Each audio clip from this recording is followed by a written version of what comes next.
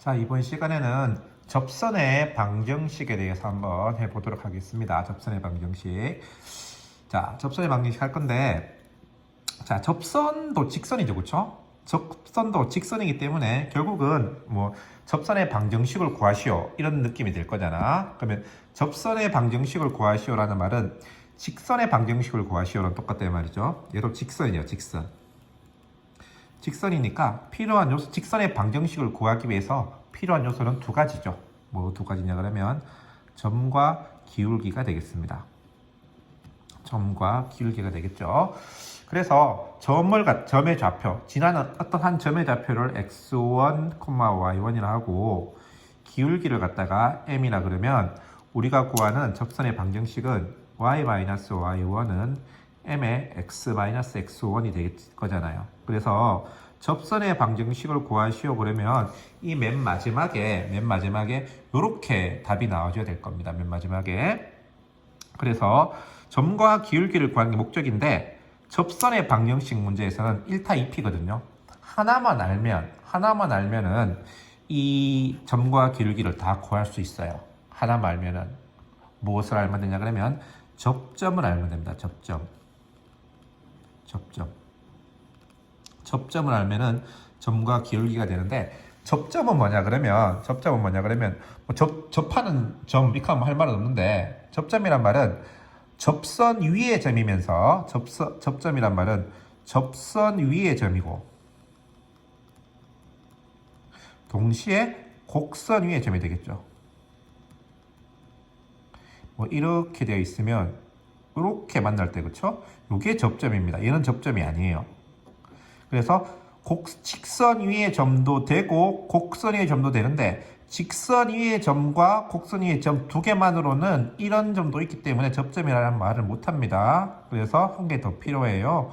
기울기가 미분계수랑 똑같아져야 된다. 그래서 요거 세 개를 만족하는 것이 접점입니다. 자, 그러면은 이걸 하면 이제 끝나는 거예요. 왜? 접선 위에 점이니까 위에 점 알고 있고 뭘 알고 있다? 기울기 알고 있다 이 말입니다.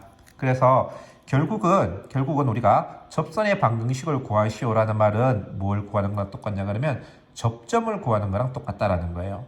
근데 접점이 우리가 x, y 뭐 이렇게 보통 뭐 x1, y1 이렇게 둘 수도 있겠지만 접점이라는 것 자체가 곡선 위의 점이기 때문에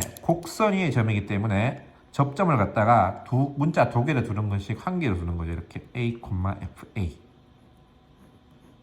그래서 a만 구하면 끝난다라는 겁니다. a. 그래서 자, 요거를 큰 틀에서 머릿속에 기억을 해놓고 생각을 해놓고 문제를 한번 보도록 하겠습니다. 자, 접선의 방정식 문제는 세 가지가 있으면 세 가지. 첫 번째 접점이 주어지는 경우. 접점 A, FA가 주어지는 경우. 두 번째, 기울기가 주어지는 경우. 기울기가 M인 직선. 세 번째, 곡선 밖의 한 점.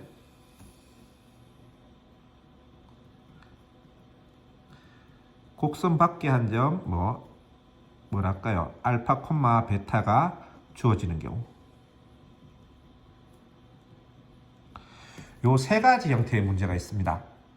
접선의 방정식 문제를 딱 봤을 때 여러분들이 아셔야 될 건 뭐냐 그러면 셋 중에 뭔가 이 문제가 세 가지 유형 중에서 어느 유형에 들어가는 판단하시고 판단하셨으면 각각의 유형에 맞게 방식대로 풀어주시면 됩니다. 우선 첫 번째 접점이 주어지는 경우는 너무나 쉬워요.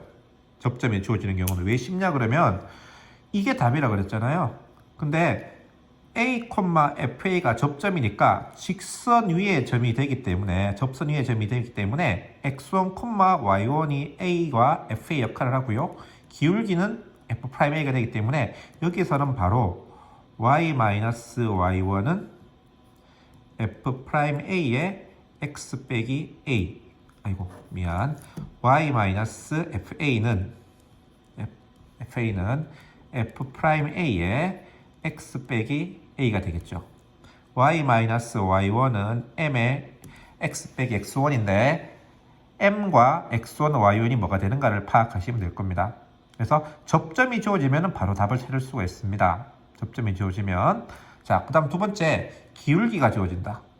기울기가 주어지면 항상 하는 말이 뭐냐, 접점을 찾는 게 목적이기 때문에 이 세 문제 중에서 무조건 시작을 어떻게 하면 되냐 그러면 접점을